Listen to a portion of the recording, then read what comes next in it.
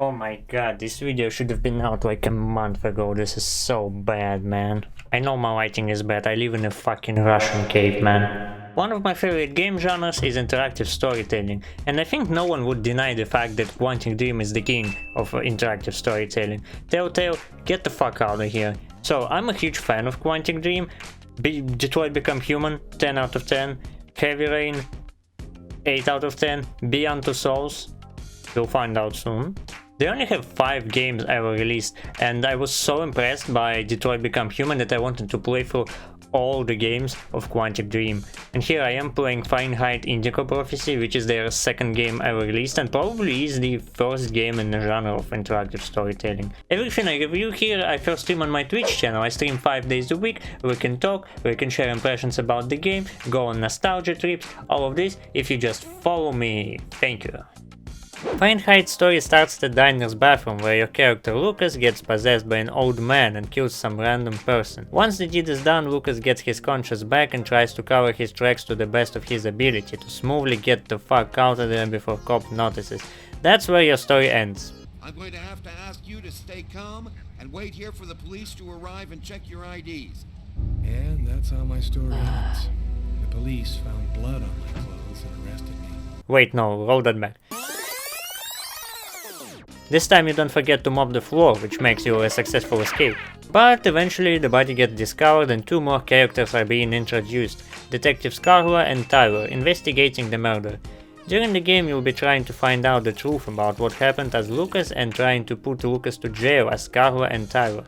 Seems pretty simple, we'll just find the old man and expose him. Except it's at least 10 times more complicated than that. Right now we are entering the spoiler territory. If you haven't played this game, not blaming you by the way, you can skip to this timestamp to hear the conclusion. So let's fast forward through the whole story and all the ridiculous shenanigans that we are partaking. Our brother priest doesn't believe us and I don't blame him. Police is on our tail due to all the clues we left behind. Lucas has to keep his life together despite being traumatized from the murder experience and now has severe PTSD featuring imaginative murder bugs. We visit our parents' grave and once again meet with our brother who figured out who can possibly help us. Meanwhile Lucas is having a flashback to his childhood on a fucking military base, what the fuck, and now he also can see the future, what the fuck. Detective Carlo has claustrophobia. But overcomes it. Lucas visits the mysterious contact that his brother gave him, and it's a blind grandma witch who helps us remember what happened to the night of the murder, and turns out there was an invisible old man sitting in front of Lucas who possessed him with a single touch. Grandma witch seems to be afraid of something and promises to tell more tomorrow, so we bail out. Meanwhile, Carlo, following the clue about a similar murder happening before, interrogates the cop who led the case back then, but he only agrees to speak if we beat him on the shooting range. 1700 hours of CSGO spent not in vain! So he tells her to go speak with the convict in the psycho asylum. Then extremely copyrighted music plays. Later in the evening Lucas's house goes mental, but turns out it was Lucas himself going mental. Thank God Marcus was there to save the day. Then we see some extremely bannable video game tits, and Tyler figures out a clue how to find Lucas. Next day he interrogates him and Lucas has to try not to lose his shit during the thing. He fails miserably, but it seemed convincing enough for Tyler, so he just steals a couple things while Lucas is not looking and fucks off. As it was scheduled to come to the Grandma Witch the next day, but someone killed her, oh fuck. That's the end of my story. I suppose I wasn't strong enough mentally to be able to bear what happened to me.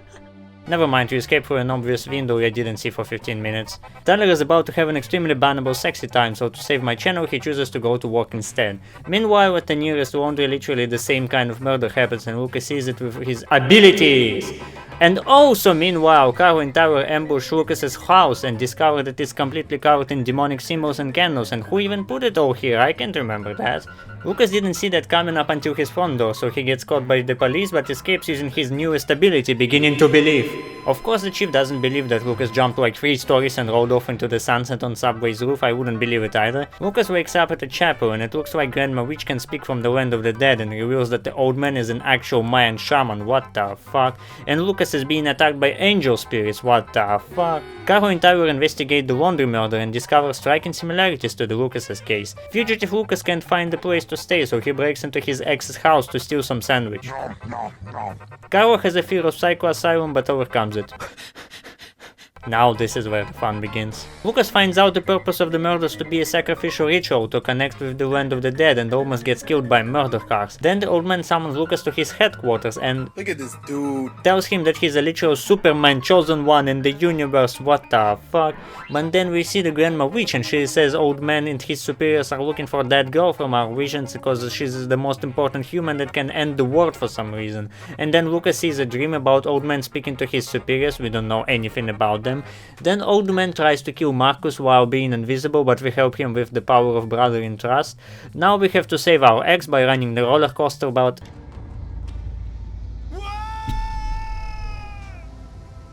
And that's how my story ends. Officially, they called it a suicide. never mind, she's saved. Flashback time, we get to know how Lucas got the powers. It's aliens. Weather update, now cops are on our side. Tyler gets the easiest dilemma of his life. If you really love me, quit the police and come with me. Fuck It's you! time to make a choice, Tyler. No, I'm not coming. Lucas saves the child, epic Matrix battle with old man. Turns out they're actually dead, wait what? And Grandma Witch is actually an evil AI, wait what the fuck? And now there is a cult of some hobos who fight the old man and AI, who the fuck are they? And Lucas and Carlo, fuck, what the fuck? No! You've known each other for 5 minutes, why? Then we kill the AI, then we kill the old man, the child is on the table, Lucas lives happily ever after with Carlo for no fucking reason, the end. All of that was shown just to give you a perspective on how insane this game is. If you decided to skip it to not give you spoilers, maybe it's for the better. The game is a huge mess. Bet you didn't see that coming. The story starts off relatively grounded and escalates into caricatured insanity in a matter of minutes. I hate the writing in this. Though I can commend other things that actually made me admire this game up until a certain point. The graphics are pretty damn good for 2005. Interactions with the world are pretty good, even in 2005 Quantic Dream had more potential than Telltale. I like the humor of the game, the music is good. The quick time events are very weird and counterintuitive though. I had to Google how to do them because I couldn't even pass the tutorial. Basically you have two of those Simon Says things, and when the left one lights up it's WASD cues, and when the right one lights up it's mouse movement cues, so in certain moments you have to be extremely coordinated. Acting was also pretty good, certain face expressions are obviously over the top because of the technology, but the voices are believable. Overall I can say that the game does almost everything good except the story, which is a huge disappointment, and I have to give it 6 out of 10. Seriously, that fucking sex scene was awful, why is it in the game, man, whatever.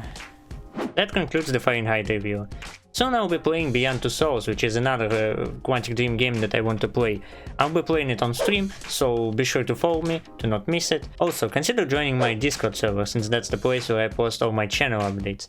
If you liked the video, be sure to drop a like. If you didn't, comment why, subscribe to not miss the next one, and that's all for me for now. Have a good day.